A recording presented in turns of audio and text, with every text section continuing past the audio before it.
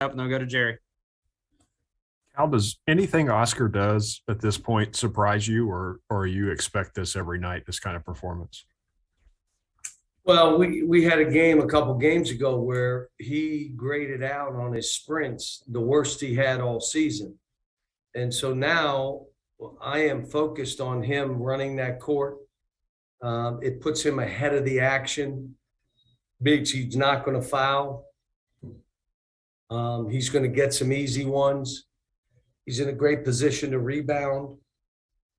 But here's the other thing. How about the way the team's finding him and passing him the ball? You think about it now. They're, as much of it as that, they're throwing it. And the biggest thing is, a couple games ago, he didn't catch him. Like he was leaving. So we got to go back and then work on things with him. You remember him early in the year? We couldn't make 2-footers with offensive rebound and throw it out. Now he's shooting jumpers, making free throws. You know, I don't want him to dribble the ball up the court. Not doing that, but really happy to see how he's playing. But Keon played well. Davion played well. Ty in the middle of the court and pick and rolls was a bear. I thought Jacob fought, and Damian. How about Bryce? We need Bryce. But I can't accept him going in the game and the game is faster than him. Then you can't be in. And that means you got to practice and prepare with unbelievable energy so you can play that way.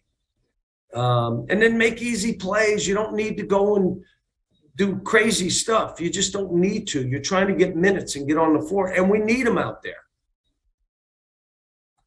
Jerry Tipton, go ahead.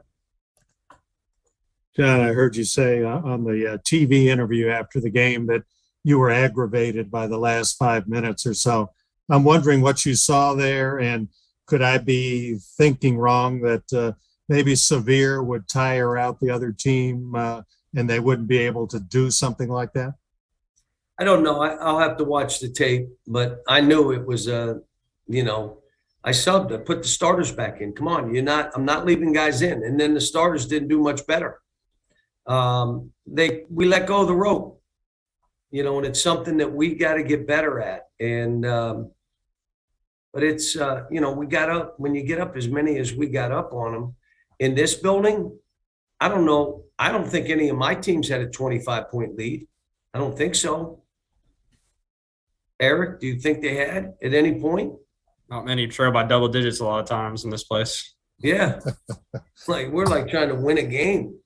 But how about this? Play fast and have 9 turnovers. Multiple passes every time down. Everybody that calls me saying, I'm loving this team because they pass, they find each other, they move the ball. Well, that you every time you pass it is a chance for a turnover.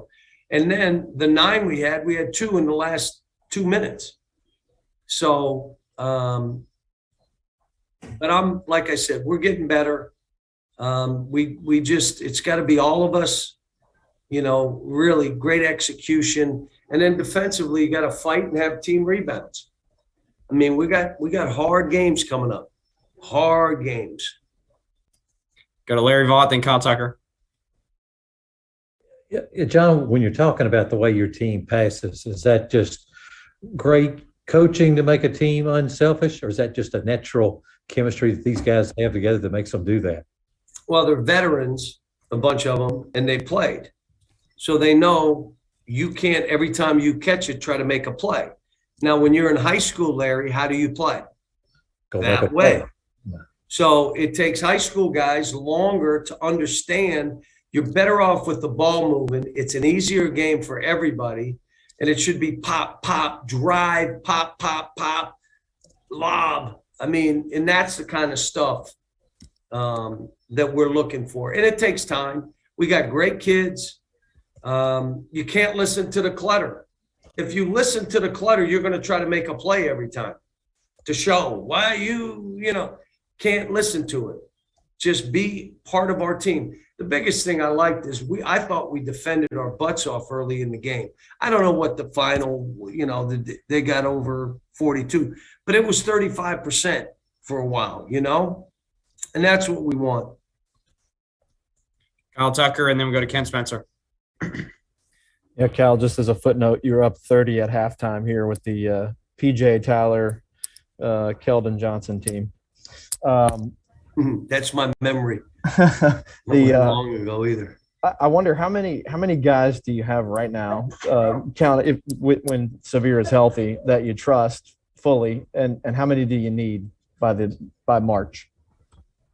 Well, you got to have a whole team. I'll be honest, like you know, the reason is it's always next man up. Sometimes it's injury, severe. Sometimes it's you're just not playing well. You got to step back and get yourself right. Sometimes it's foul trouble. There's other things that happen.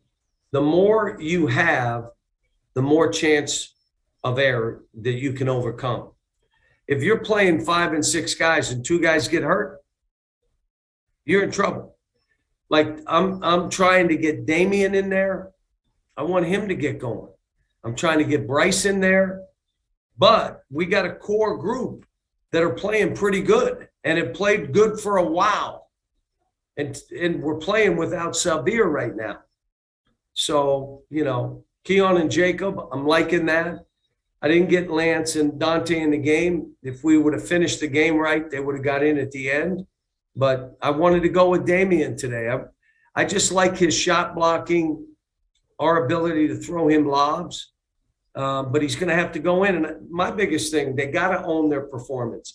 If you're not playing well, don't tell me, well, if you just let me play more and let me play 30 minutes like I did in high school and I could play bad and still play, I'd be fine.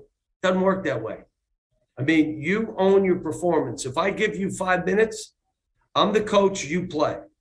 And if you want me to play you more, force me to play you more, play better. And that's what I've been on all the guys. And they've been great about it. I mean, I'm really happy for Bryce. Damian's close, but he's still, you know, it's hard for a young guy that's not playing a whole lot. It's hard. Canton and Gary. John, with the way that the guys have had to play these last 2 games without Savir, how much does that help you for maybe when he comes back? Well, it's what it does is it tells me we got a second guy to put in pick and rolls and scoring opportunities. And some of the stuff we're doing with him now, Ty, we can do with him as an off guard. You know, you're a third. We may be playing, you know, Kellen was a point guard the freshman year. We played them. Ty, Savir, and even Davion. Davion's more of a scoring. That's his mentality. So he's not like those other 2, like more of a pure point guard, but he can play the position, and he played it well when I took Ty out. Go ahead, Gary. Then John Clay.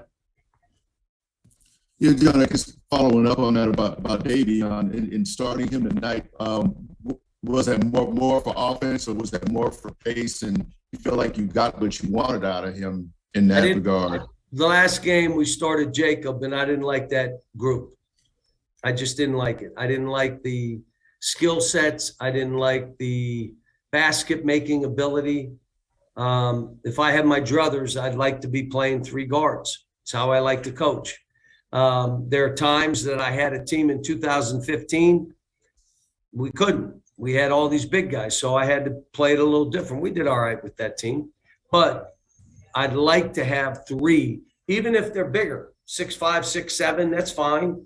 Even if they're smaller, 6'2", 6'3", I mean, that's fine. But you get more offense. And again, we're trying to get this from 75 to 80 every game.